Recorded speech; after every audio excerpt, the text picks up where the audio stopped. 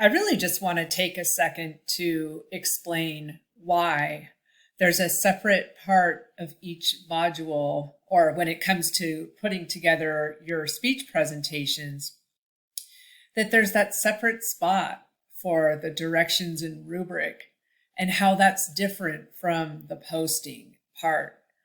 And so when you click on all of these where different assignment prompts where you can see the assignment, if you click on it, I'll minimize it there. Another sample speech. This is a Skyline student who is magnificent. And then of course the rubric underneath. And so the reason that you're not turning in your speech here, this is just where I'm going to go in order to award you your points in the speech category. And then what happens later when it comes to posting your speech is you get points for posting and for participating in providing feedback to your peers. And that's in the participation points area.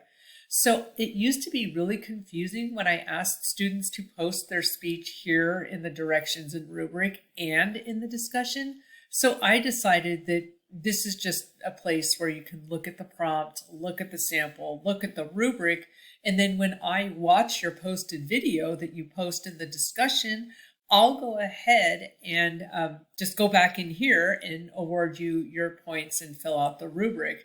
And then you get additional points for participating by posting and responding to your peers. So I really hope that that makes sense. It just, you get participation points. It should be really easy, but I just didn't want you to have to post your video in two different places.